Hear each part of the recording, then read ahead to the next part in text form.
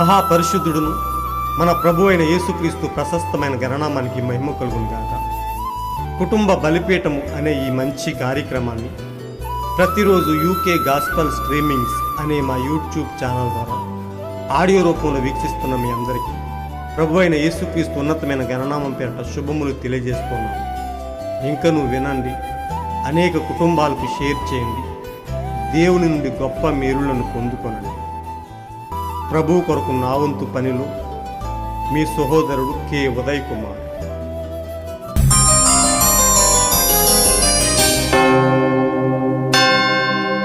కరుణామయుని కడవరి పిలుపు కృపాకాలపు ఆఖరి మలుపు.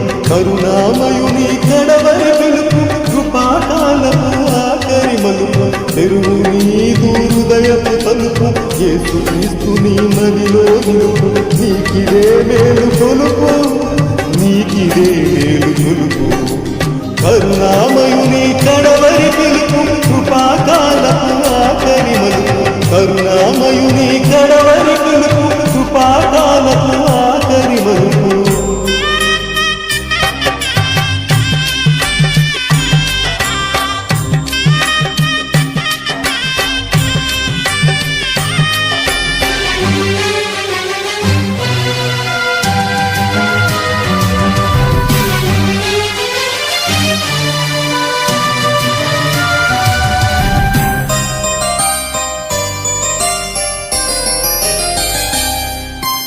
మరియ తనయగా గొరియ పిల్లగా మొదటిసారి భూమికొచ్చెను.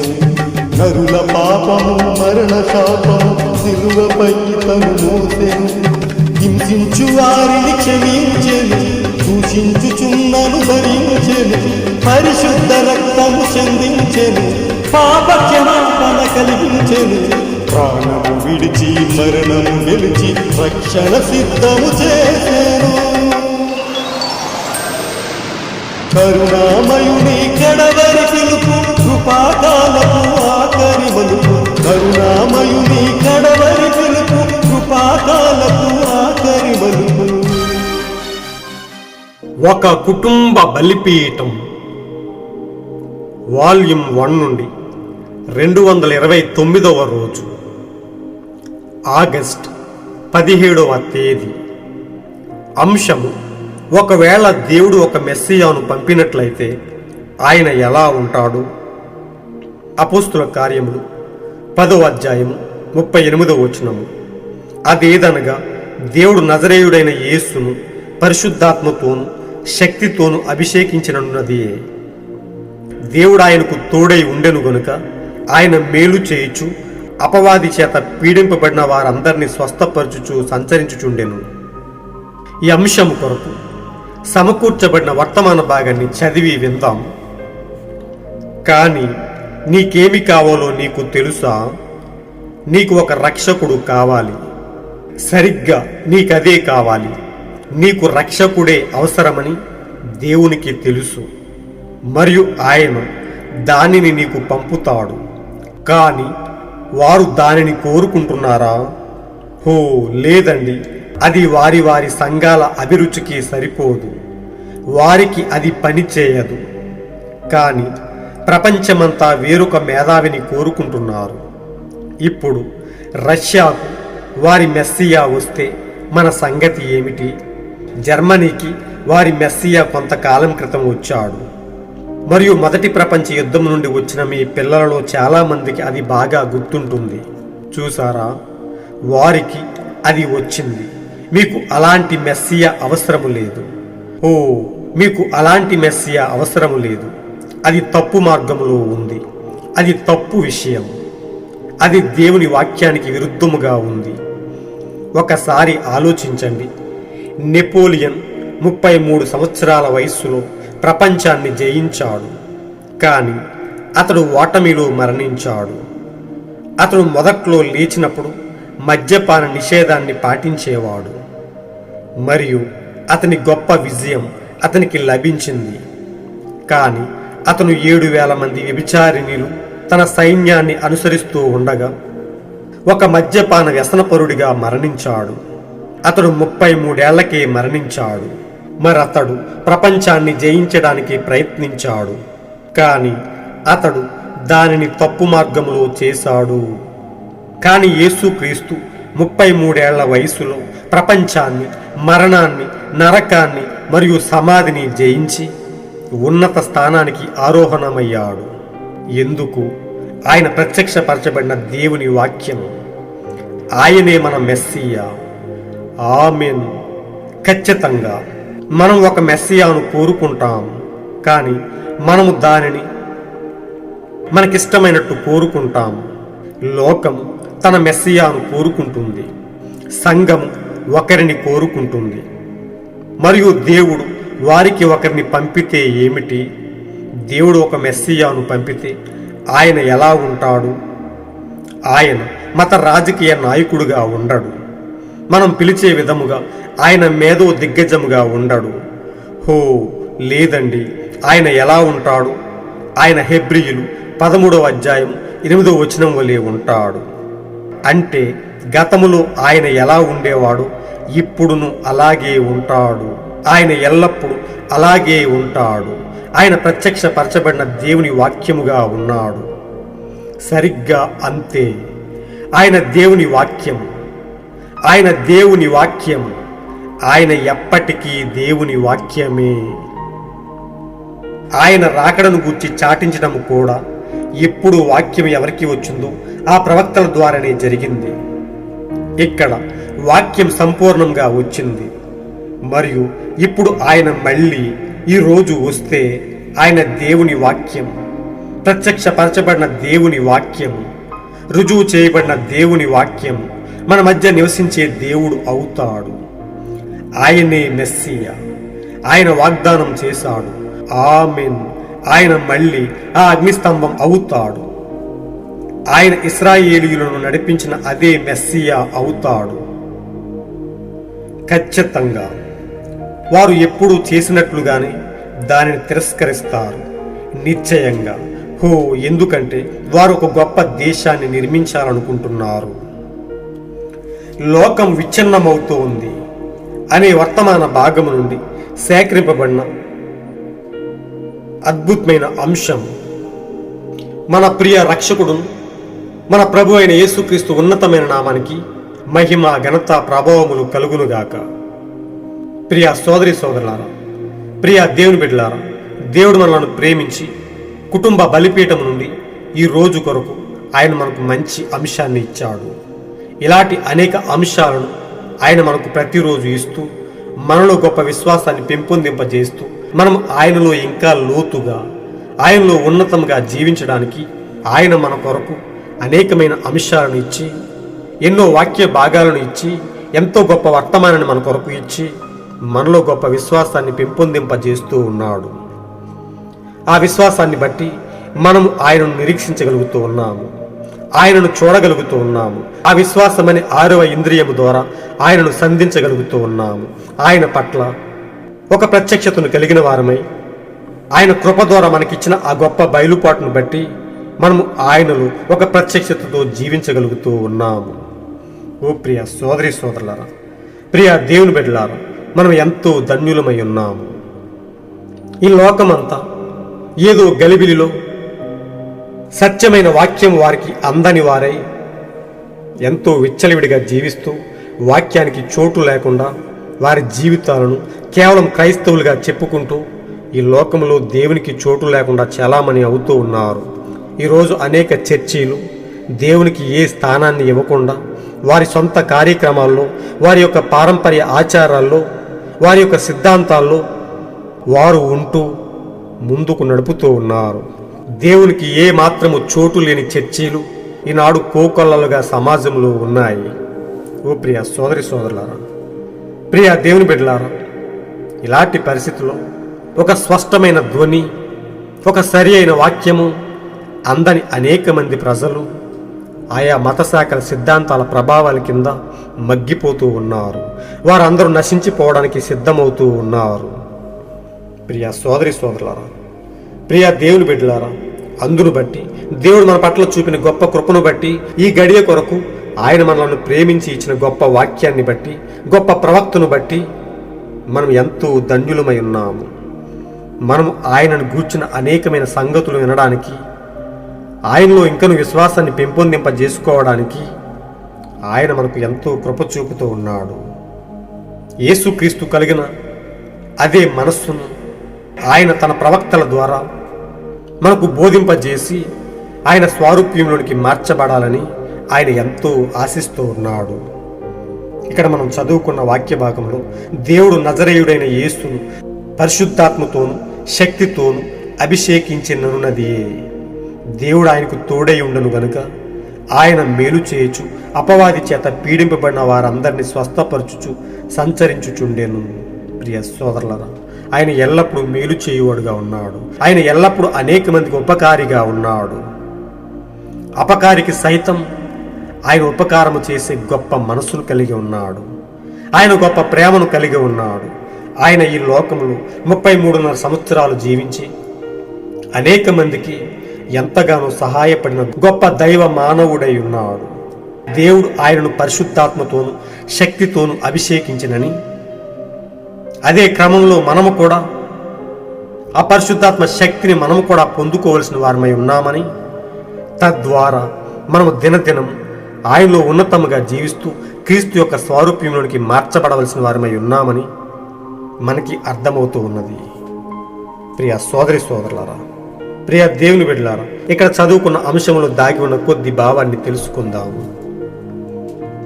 ప్రవక్త చెప్తున్నాడు, నీకు ఒక రక్షకుడు కావాలి, సరిగ్గా నీకు అదే కావాలి, నీకు రక్షకుడే అవసరమని దేవునికి తెలుసు. నిజంగా ప్రియ సోదరులారా, నిజంగా మనకు రక్షకుడు అవసరమై ఉన్నాడు.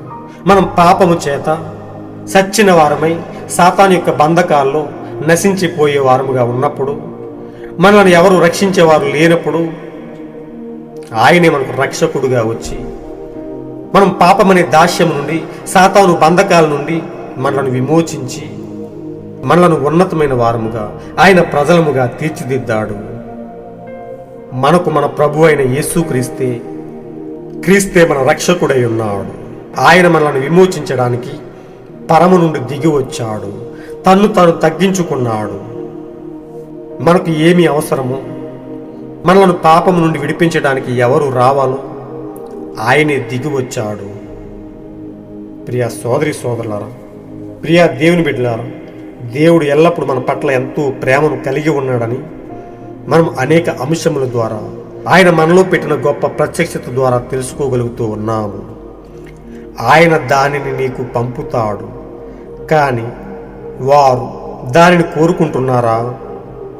ఈరోజు లోకంలో ఉన్న ఈ ప్రజలు, క్రైస్తవులుగా తాము దేవుని పేరు చెప్పుకుంటూ చలామణవుతున్న ఈ ప్రజలు, ఈ నామకార్థ క్రైస్తవులు ఆ రక్షకుణ్ణి కోరుకుంటున్నారా అని ప్రవక్త అడుగుతున్నాడు.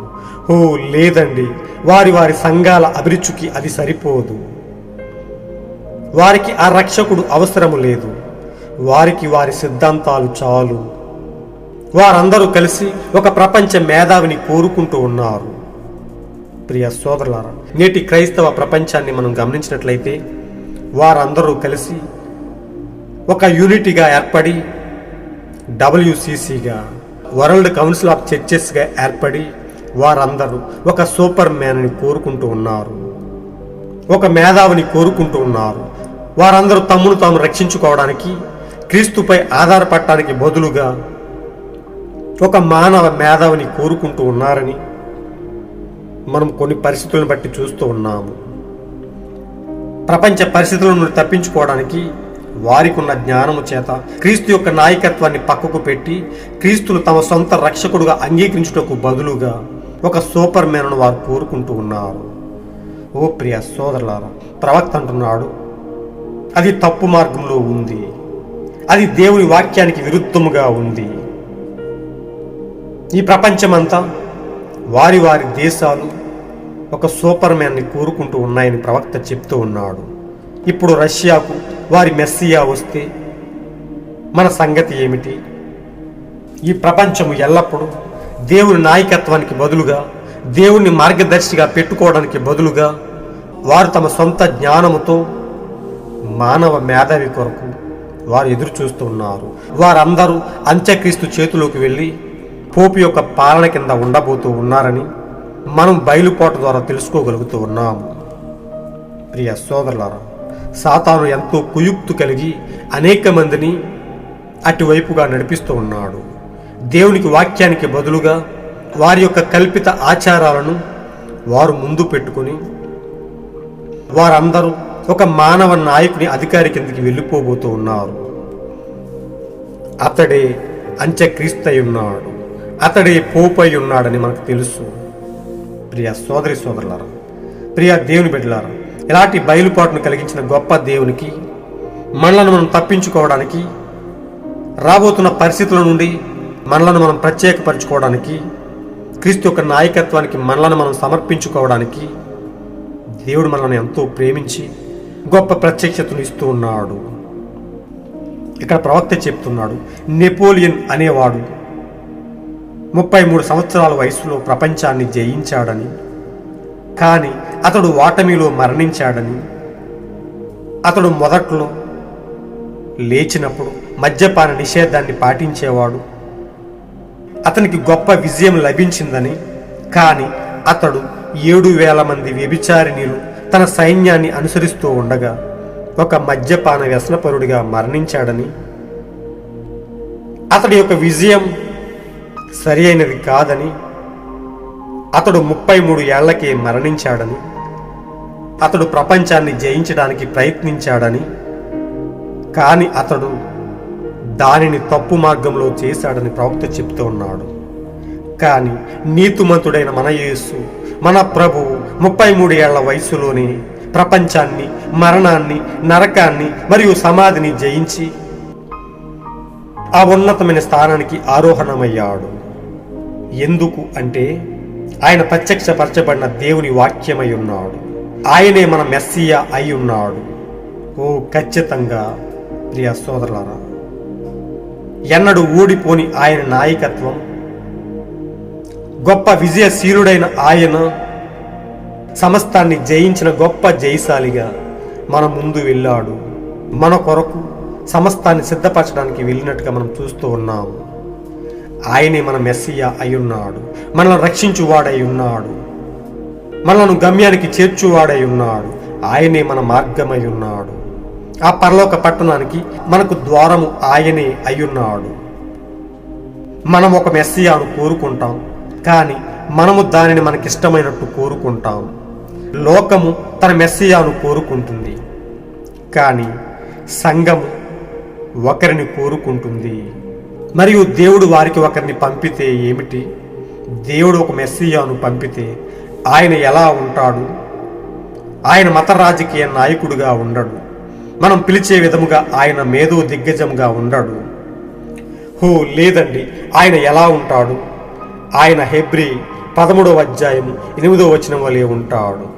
యేసుక్రీస్తు నిన్న నేడు నిరంతరము, అవును యుగయుగములకు ఒకటే రీతిగా ఉన్న గొప్ప దేవుడై ఉన్నాడు. ఆయన గతములో ఎలా ఉండేవాడు, నేడును అలాగే ఉన్నాడు. ఆయన ఎల్లప్పుడూ ఒకే రీతిగా ఉన్నాడు. ఆయనే ప్రత్యక్షపరచబడిన దేవుని వాక్యమై ఉన్నాడు. సరిగ్గా ఆయనే దేవుని వాక్యము. ఆదియందు వాక్యము దేవుని వద్ద ఉండినని, ఆ వాక్యమే శరీరధారి అయి మన మధ్యకు వచ్చిందని, మనల్ని రక్షించడానికి, మనల్ని విమోచించడానికి, మనల్ని ముందుకు నడిపించడానికి, చచ్చిన స్థితిలో పడి ఉన్న మనలను బ్రతికించడానికి, ఆయనలో ఉన్నతముగా జీవింపజేయడానికి ఆయన మనకు రక్షకుడుగా వచ్చాడని, ఆయన ఎన్నడూ మారని దేవుడుగా ఉన్నాడని మనం ఎంతగానో తెలుసుకోగలుగుతూ ఉన్నాం. ఆయనే వాక్యమై ఉన్నాడు, మారని దేవుడై ఉన్నాడు. జగత్తు పునాది వేయబడక ముందే ఏ రీతిగా ఆయన ఉన్నాడో నేడును ఆయన అదే అయి ఉన్నాడు. ఆయనే శరీరధారిగా యేసుక్రీస్తుగా మన మధ్యకు ఒక రక్షకుడుగా వచ్చాడు. ఆ రక్షకుడు ఈ మత రాజకీయ నాయకుడుగా ఉండడు. మనం పిలిచే మేధో దిగ్గజంగా ఆయన ఉండడు.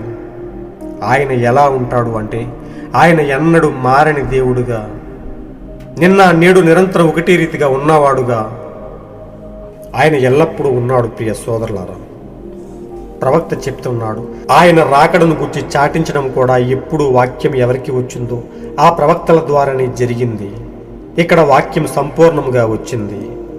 మరియు ఇప్పుడు ఆయన మళ్ళీ ఈ రోజు వస్తే రుజువు చేయబడిన దేవుని వాక్యం మన మధ్య నివసించే దేవుడు ఆయనే మెస్సయ్య. ఆయన వాగ్దానం చేశాడు, ఆయన మళ్ళీ ఆ అగ్నిస్తంభం అవుతాడు. ఆదికాండంలో తన ప్రజలను నడిపించిన అదే దేవుడు నేడును మన మధ్య అగ్నిస్తంభంగా కదులుతూ ఉన్నాడు. మన ప్రవక్తతో ఎల్లప్పుడూ అగ్నిస్తంభంగా ఉండి ఆయనను ముందుకు నడిపించాడు.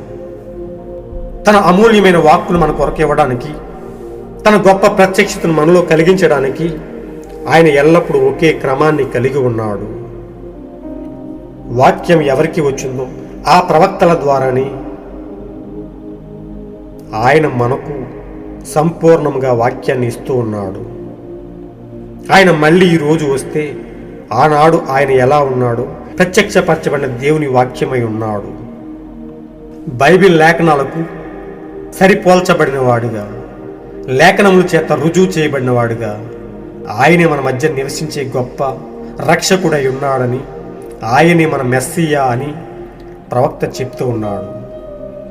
నేడు ఆయన మన మధ్యకు వస్తే ఆయన అగ్నిస్తంభంలో, మేఘస్తంభంలో మనలను ముందుండి నడిపించే గొప్ప దేవుడుగా ఉంటాడు, గొప్ప రక్షకుడుగా ఉంటాడు.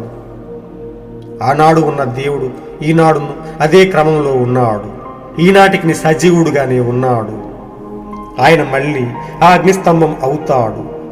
ఆయన ఇశ్రాయేలీయులను నడిపించిన అదే మెస్సియా అవుతాడు. ఈ లోకం దేవునికి బదులుగా, ఆ రక్షకునికి బదులుగా ఒక మానవ నాయకుడిని కోరుకుంటున్నారని, చెడిపోయిన స్థితిలో వారుండి దేవుని నాయకత్వాన్ని, ఆయన యొక్క మార్గదర్శకత్వాన్ని తిరస్కరిస్తున్నారని ప్రవక్త చెప్తూ ఉన్నాడు. ఎందుకంటే వారు ఒక గొప్ప దేశాన్ని నిర్మించాలనుకుంటున్నారు. మానవ జ్ఞానము చేత, మానవ ఆలోచనల చేత, మానవ కల్పిత సిద్ధాంతాల చేత వారు తమ సొంత జ్ఞానంతో ఒక దేశముగా, ఒక సమూహంగా వారు మారి ఒక మానవ మేధావిని వారు ఎన్నుకొని వారు గొప్ప దేశాన్ని నిర్మించాలనుకుంటున్నారని, వారు తప్పైన మార్గంలో ఉన్నారని, రక్షకుణ్ణి కోరుకున్నటకు బదులుగా వారు నీచమైన స్థితికి వెళ్ళిపోయారని, దేవుని వాక్యానికి చోటు లేని వారుగా దేవుణ్ణి పక్కకు నెట్టి వారు నశించిపోయే మార్గంలో, సాతాను యొక్క కుయుక్తిలో వారందరూ ఉన్నారని, మనమైతే ఆయన ప్రవక్తల ద్వారా పంపబడిన గొప్ప వాక్యాన్ని మనం పొందుకొని మనము ఆయనలో ఉన్నతంగా జీవించడానికి, ఆయనలో గొప్ప బయలుపాటును కలిగి ఉండడానికి మన విశ్వాస జీవితాలను పూర్తిగా క్రీస్తు కొరకు సమర్పించుకుని మన ప్రభు అయిన యేసు క్రీస్తును మన సొంత రక్షకుడుగా అంగీకరించే వారముగా తన కృప చేత మనల్ని ఎన్నుకున్నాడని మనం తెలుసుకోగలుగుతూ ఉన్నాం. ఓ ప్రియ సోదరి సోదరులారా, ఈ అంశాన్ని బట్టి మనం ఎంతో ధన్యులమై ఉన్నాము. ఈ లోకము ఎల్లప్పుడూ దేవునికి చోటు లేనిదిగా దేవుని పక్కకు తోసివేసింది. కానీ ఆయన కృప చేత ఏ యోగ్యత అర్హత లేని మనలను ఆయన ఎన్నుకుని, చిన్నమంద భయపడకుడి, నేను ఎల్లప్పుడూ మీతో ఉంటాను, మిమ్మల్ని ముందుకు నడిపిస్తాను, మీకు రక్షకుడిగా నేను ఉంటానని ఆయన మనకు వాగ్దానం చేశాడు. మొదటి రాకడలో గొర్రె పిల్లగా వచ్చిన ఆయన రెండవ రాకడలో కొదమ సింహంగా రాబోతూ ఉన్నాడు, తీర్పు తీర్చేవాడుగా రాబోతూ ఉన్నాడు. దేవుని వాక్యానికి చోటు ఇవ్వని వారికి, యేసుక్రీస్తు రక్షకుడుగా అంగీకరించిన వారికి ఆయన తీర్పు తీర్చబోతూ ఉన్నాడు. ప్రియ సోదరులారా, అలాంటి తీర్పు నుండి మనం తప్పించుకోబడి ఆయన యొక్క భార్య స్థానంలో, ఆయన యొక్క వధువు స్థానంలో, ఆయన ప్రక్కనే మనం కూర్చొని తీర్పు తీర్చే స్థానంలో మనల్ని నిలబెట్టబోతూ ఉన్నాడు. అలాంటి గొప్ప కృపను బట్టి, దేవుడు మనకిచ్చిన గొప్ప వాక్యాన్ని బట్టి, గొప్ప ప్రవక్తను బట్టి, సమస్త అంశాలను బట్టి మనం ఎంతో ధన్యులమై ఉన్నాం. మనం యథార్థంగా ఆయన కొరకు జీవిస్తూ మన జీవితాలను పూర్తిగా ఆయనకు సమర్పించుకుని క్రీస్తునే మన రక్షకుడిగా మనం కలిగి ఉందాం. ఆయన నాయకత్వాన్ని మనం ఎల్లప్పుడూ అనుసరిస్తూ దేవుడు మన కొరకు దాచిన ఆ గొప్ప రాజ్యంలోనికి వారసులుగా వెళ్ళిపోదాం. అంతం వరకు ఆయన పరిశుద్ధాత్మ చేత ముద్రింపబడి ఎన్నడూ కదల్చబడని వారిమై ఆ ఎత్తబాటులో మనం కూడా భాగమవుదాం. అలాంటి గొప్ప కృపను దేవుడు మనపై నిండుగా ఉంచి మనలను ఆ ఎత్తబాటులో కొనిపోబడునుగాక. God bless you all. ఈరోజు మీరు చదవలసిన అనుదిన వాక్యపట్నము కీర్తనలు 97, 98, 99 అధ్యాయములు మరియు రోమ 16వ అధ్యాయము. మీరు విన్న ఈ అంశాన్ని అనేక మందికి షేర్ చేయండి.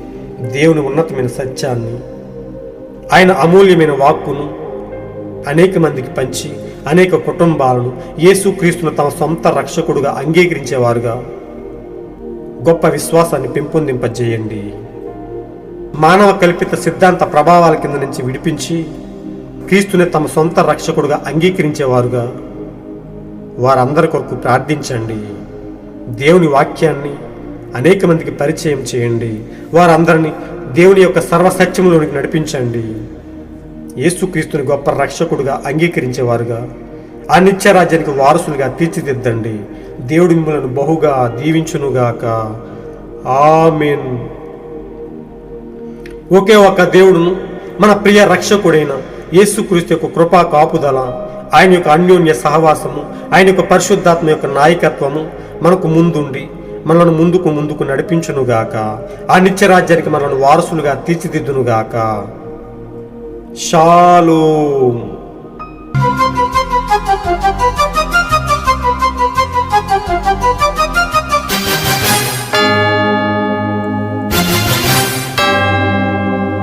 జనులందరికీ న్యాయము తీర్చను తీర్పరి అయి తన గొర్రెలకు బహుమానమివ్వను ప్రధాన కాపరి అయి కడవరి బూరనాదముతో వేల దూతల సమూహముతో